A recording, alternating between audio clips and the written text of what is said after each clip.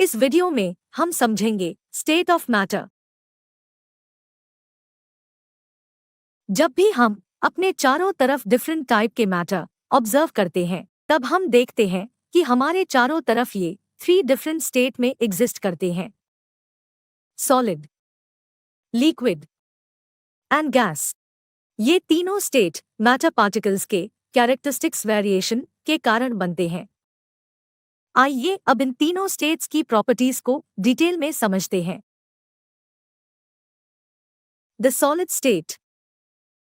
Solid state matter की वो state होती है जिसमें उसका शेप, मास और वॉल्यूम फिक्स होता है। सॉलिड में पार्टिकल टाइटली पैक्ड होते हैं और पार्टिकल के बिटवीन बहुत कम स्पेस होता है। सॉलिड ऑब्जेक्ट पे आउटसाइड फोर्स लगने पर भी उसका शेप मेंटेन रहता है। सॉलिड पे फोर्स लगने पर ये ब्रेक हो सकते हैं, लेकिन उनका शेप चेंज नहीं होता, इसलिए उन्हें रिजिड कहा जाता है। सॉलिड्स के एग्जाम्पल है मेटल्स, बिल्डिंग मटेरियल्स।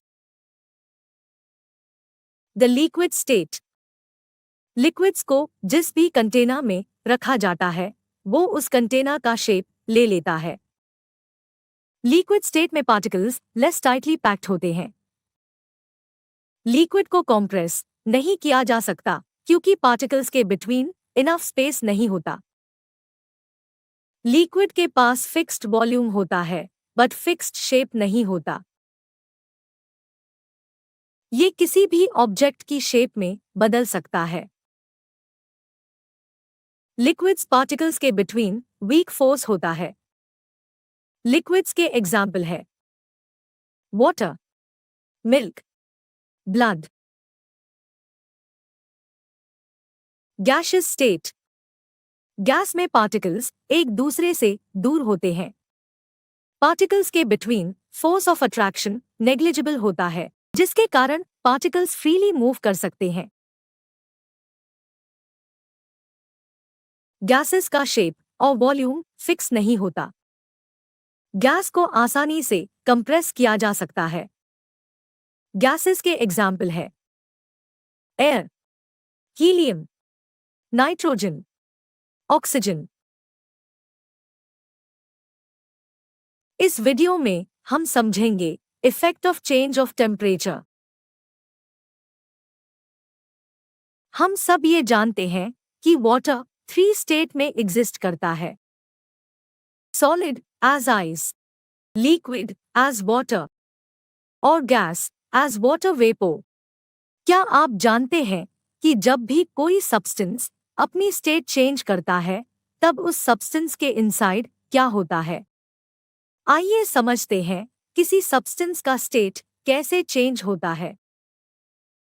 हम ये जानते हैं कि सॉलिड स्टेट में पार्टिकल्स टाइटली पैक्ड होते हैं और पार्टिकल्स के बिटवीन बहुत कम स्पेस होता है। इस सिचुएशन में पार्टिकल्स की काइनेटिक एनर्जी बहुत कम होती है या फिर ऑलमोस्ट नेग्लिजिबल होती है। काइनेटिक एनर्जी वो एनर्जी होती है जो कि पार्टिकल या ऑब्जेक्ट के मोशन के कारण क्रिएट होती है। आइस के केस में वाटर के पार्टिकल्स एक दूसरे के बहुत पास होते हैं और टाइटली पैक्ड होते हैं, इसलिए आइस सॉलिड की प्रॉपर्टीज को शो करता है। या हम कह सकते हैं आइस सॉलिड की फॉर्म में एग्जिस्ट करता है। अब अगर हम आइस क्यूब को हीट अप करें तो आइस क्यूब का टेम्परेचर इंक्रीज होगा। जब किसी सॉलिड का टेम्परेचर इंक्रीज होता है तब उसके पार्टिकल्स की काइनेटिक एनर्जी इंक्रीज होती है। काइनेटिक एनर्जी इंक्रीज होने के कारण पार्टिकल्स वाइब्रेट करना शुरू कर देते हैं। वाइब्रेशन की स्पीड टेम्परेचर के साथ बढ़ती रहती है। पार्टिकल में हीट एनर्जी सप्लाई होती है।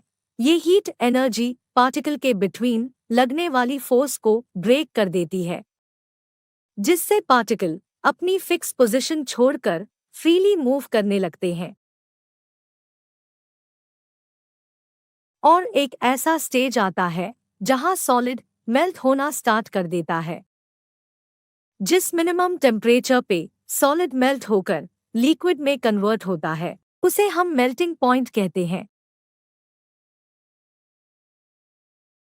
सॉलिड के लिक्विड में कन्वर्ट होने के बाद अगर हम हीट सप्लाई कंटिन्यू देते रहें, लिक्विड स्टेट में एक सर्टेन टाइम तक कोई चेंज नहीं होता। हीट एनर्जी से पार्टिकल्स में काइनेटिक एनर्जी बढ़ती रहती है और साथ ही पार्टिकल स्पीड भी इंक्रीज होती है। कुछ टाइम के बाद लिक्विड पार्टिकल्स के बिटवीन जो अट्रैक्टिव फोर्स है वो ब्रेक होने लगती है और लिक्विड गैस में कन्वर्ट होने लगता है। जिस टेम्परेचर पे लिक्विड गैस में कन्वर्ट होता है उस टेम्परेचर को हम बॉइलिंग पॉइंट कहते हैं। इस वीडियो में हम समझेंगे effect of change of pressure. जैसा कि हम जानते हैं कि मैटर डिफरेंट स्टेट में एग्जिस्ट करते हैं। मैटर के डिफरेंट स्टेट इसलिए होते हैं क्योंकि पार्टिकल्स के बिटवीन अलग अलग डिस्टेंस होता है। मान लीजिए कि एक सिलेंडर में गैसियस सब्सटेंस को क्लोज किया है। इस सिलेंडर के टॉप पे एक पिस्टन को अटैच किया गया है जिससे गैस पे प्रेशर लगाया जा सके। जब पिस्टन के थ्रू गैस पे प्रेशर अप्लाई किया जाता है तब गैस पार्टिकल्स एक दूसरे के क्लोज आने लगते हैं। जैसा कि हम जानते हैं मूविंग पार्टिकल्स में काइनेटिक एनर्जी होती है। जब पार्टिकल एक दूसरे के पास आते हैं तब वो फ्री मूव नहीं कर पाते और क्योंकि पार्टिकल्स को मूव करने के लिए इनफ स्पेस नहीं होता तो ये पार्टिकल्स वाइब्रेट करते हैं और एक दूसरे से कोलाइड करने लगते हैं। इस कोलिशन से काइनेटिक एनर्जी हीट एनर्जी में कन्वर्ट होती है। हीट एनर्जी बॉडी से रिलीज होती है जिससे बॉडी का टेम्परेचर बढ़ने लगता है। अगर हम सिलेंडर का टेम्परेचर किसी आउटसाइड सोर्स से रिड्यूस करें तो हम देखेंगे कि सिलेंडर में भरी गैस लिक्विड में कन्वर्ट होने लगती है। इससे हमें ये पता चलता है कि गैस पे प्रेशर अप्लाई करने पर और टेम्परेचर रिड्यूस करने पर गैस को लिक्विड में कन्वर्ट किया जा सकता है।